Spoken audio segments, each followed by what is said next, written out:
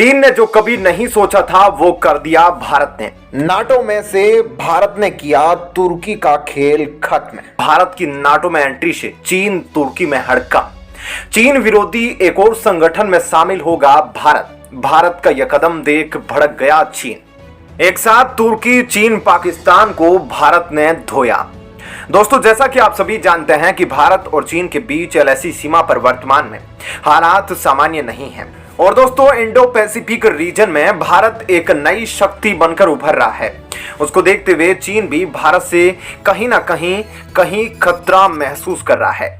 चीन पहले से ही भारत के कुछ कदमों को लेकर भारत के खिलाफ काफी बयानबाजी कर चुका है, खासकर जब भारत को क्वाड संगठन में शामिल किया गया था, जो कि स्पेशली चीन को काउंटर करने के लिए बनाया गया है।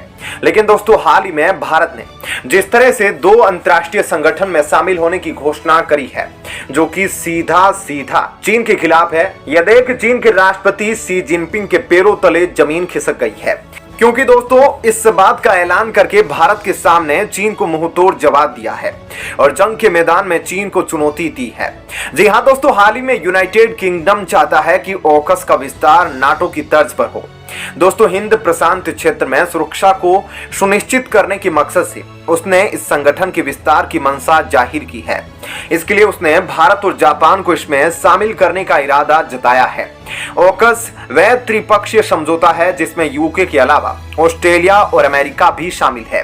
साल 2021 में हुए इस समझौते की वजह से ऑस्ट्रेलिया और फ्रांस के बीच काफी तनाव हो गया था और चीन को भी खतरा महसूस होने लगा था। दोस्तों, यूके की रक्षा समिति की तरफ से प्रस्ताव दिया गया है कि भारत और जापान को ऑकस में शामिल किया जाना चाहिए।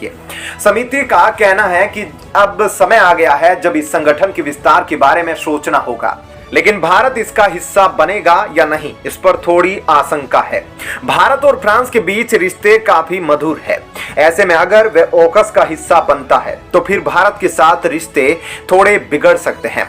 भारत अभी सैन्य जरूरतों के लिए फ्रांस पर निर्भर है।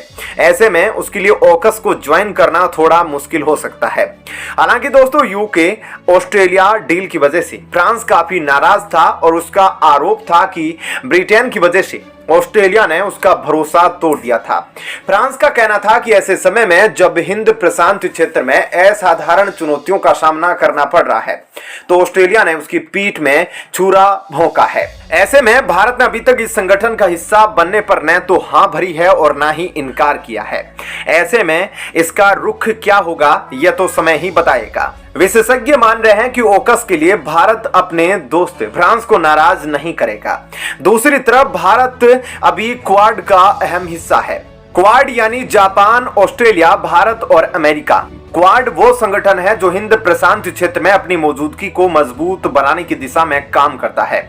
ऑकस एक सैन्य गठबंधन है और ऐसे में इसमें शामिल होने को लेकर रक्षा विशेषज्ञ थोड़े से आशंकित है, लेकिन दोनों ही संगठन चीन के खिलाफ बनाए गए हैं। दोस्तों, ऑकस वह समझौता है जिसके तहत अमेरिका और ब्रिटेन मिलकर ऑस्ट्रेलिया के लिए परमाणु पनडुब्बी के निर्माण को करने वाले हैं। लेकिन जब साल 2021 में ऑकस का ऐलान हुआ था तो कई देश इससे खासे नाराज थे, खासकर चीन। उसका मानना था कि इस संगठन के साथ ही उन्हें नजरअंदाज कर दिया गया है। कई विशेषज्ञों ने यह माना कि यह समझौता भारत और हिंद महासागर पर मौजूद साथी देशों के लिए उपयोगी साबित होगा। इस समझौते का मकसद चीन को उसकी किसी भी गुस्ताखी का जवाब देना था, ताकि ऑस्ट्रेलिया प्रशांत महासागर के क्षेत्र में एक बड़ी नौसेना शक्ति बनकर उभरे और चीन को कड़ी टक्कर दे। लेकिन दोस्तों, अब आप सोच रहे होंगे कि इसमें भारत की एंट्री क्यों होने वाली है और क्या भारत फ्रांस और ब्रिटेन में से किसी एक को चुनेगा। तो दोस्तों, मैं आपको बता दूं, भारत के ऑकस संगठन में एंट्री के पीछे एक कारण है। भारत ने पहले भी चीन जब ऑकस संगठन के खिलाफ प्रस्ताव लेकर आने वाला था तब भारत ने ही अपनी कूटनीतिक शक्ति के तहत वह प्रस्ताव कैंसिल कराया था। दोस्तों, इस साल अंतर्राष्ट्रीय परमाणु ऊर्जा एजेंसी में भारत के राजनयिक कौशल ने चीन को ऑकस संगठन के खिलाफ अपना प्रस्ताव वापस लेने के लिए मजबूर किया था। भारत के इस कदम की कई देशों ने तारीफ भी करी थी। तारीफ करने वाले देशों में ब्रिटेन और अमेरिका भी शामिल थे। बीते साल चीन ने 26 सितंबर से 30 सितंबर तक वियना में हुए अंतर्राष्ट्रीय परमाणु ऊर्जा एजेंसी IAEA के आम सम्मेलन में प्रस्ताव पारित कराने की कोशिश की। ऑकस यानी ऑस्ट्रेलिया, ब्रिटेन और अमेरिका सुरक्षा साझेदारी की पिछले साल सितंबर में घोषणा की गई थी। दोस्तों चीन ने यहां यह तर्क दिया कि यह पहल परमाणु अप्रसार संधि एनपीटी के तहत उनकी जिम्मेदारियों का उल्लंघन है। साथ ही चीन ने इस संबंध में अंतर्राष्ट्रीय परमाणु ऊर्जा एजेंसी की भूमिका की भी आलोचना की और कहा कि यह ऑकस संगठन ही अंतर्राष्ट्रीय परमाणु ऊर्जा एजेंसी के नियमों के खिलाफ है। अब दोस्तों चीन के ये प्रस्ताव आईएईए में आने के बाद भारत ने अपनी कुशल कूटनीति का इस्तेमाल करना शुरू किया। भारत ने आईएईए के कई छोटे देशों को इस प्रस्ताव के खिलाफ काम करने के लिए मना किया। इसके लिए वियना में भारतीय मिशन ने आईएईए के कई सदस्य देशों के साथ मिलकर काम किया। भारत की सफल कूटनीति का यह असर हुआ कि चीन को अपना प्रस्ताव वापस लेना पड़ा। दोस्तों भारत की सुविचारित भूमिका ने कई देशों को चीनी प्रस्ताव पर स्पष्ट रुख अपनाने में मदद की। जब चीन ने महसूस किया कि उसके प्रस्ताव को बहुमत नहीं मिलेगा तो उसने 30 सितंबर को अपना मसौदा प्रस्ताव वापस ले लिया, क्योंकि भारत ने प्रशांत महासागर के छोटे देशों और यूरोप के छोटे देशों को चीन के खतरे के बारे में अवगत कर दिया। दोस्तों तभी से ही ऑकस संगठन में भारत को शामिल करने की बात चल रही है, क्योंकि बिना इस संगठन का सदस्य होते हुए जिस तरह भारत ने अपनी सफल कूटनीति देखी है उसके तहत चीन के प्रस्ताव को आने से पहले ही पिछले साल रद्द करवा दिया था। यह देख पूरी दुनिया अचंभित रह गई थी। दोस्तों बात यही नहीं है भारत फ्रांस ब्रिटेन में से किसको चुनेगा, तो दोस्तों ऐसा नहीं है कि भारत केवल अपनी सबमरीन के लिए सिर्फ फ्रांस पर निर्भर है। हालांकि फ्रांस के साथ भारत का एक प्रोजेक्ट चल रहा है, प्रोजेक्ट 75I, जिसके तहत फ्रांस भारत के लिए डीजल इलेक्ट्रिक सबमरीन बनाएगा। लेकिन यहां भारत ऑकस संगठन में शामिल होकर अमेरिका की जो अत्याधुनिक आधुनिक और घातक न्यूक्लियर पावर अटैक सबमरीन है, अगर वह हासिल कर लेता है तो नौसैन्य शक्ति में भारत चीन को टक्कर दे देगा।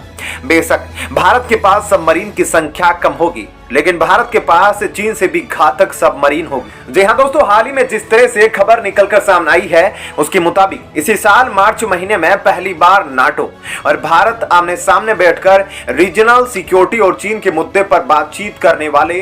और दोस्तों यह पहली बार है जब नाटो ने भारत को नाटो प्लस सदस्य बनाने के लिए आमंत्रित किया है। दोस्तों बात चाहे एशिया की हो या यूरोप की, दोनों ही जगह चीन ने व्यापार के दम पर, पैसे के दम पर, सैन्य शक्ति के दम पर अपनी आक्रामकता दिखाई है और इससे भारत के साथ साथ यूरोप भी चिंतित है। और चूंकि यूरोप जानता है कि चीन को रोकने की ताकत भारत के पास है, ऐसे में अब नाटो संगठन भारत को नाटो प्लस सदस्य बनाने का फैसला कर चुका है। दोस्तों आप यकीन नहीं मानेंगे, चाहे एक ऐसा समय चल रहा है जहां नाटो संगठन से तुर्की का पत्ता साफ होने वाला है, क्योंकि जिस तरह तुर्की रूस के नजदीक जा रहा है और कुरान जैसे मुद्दों पर स्वीडन को जबरदस्ती नाटो की सदस्यता देने से रोक रहा है, उसको देखते हुए खुद ब खुद अब नाटो संगठन के सदस्य देशों की आंखों में तुर्की चुभने लगा है। और इसलिए दोस्तों तुर्की और चीन जैसे मक्कार देशों को रास्ते से हटाने के लिए अब नाटो संगठन में भारत को नाटो प्लस सदस्य बनाने का फैसला किया गया है। और दोस्तों इसको लेकर इसी साल मार्च में भारत और नाटो की आमने सामने बैठक होने वाली है। क्या कहना है आपका इस खबर पर कमेंट सेक्शन में जरूर बताएं। धन्यवाद।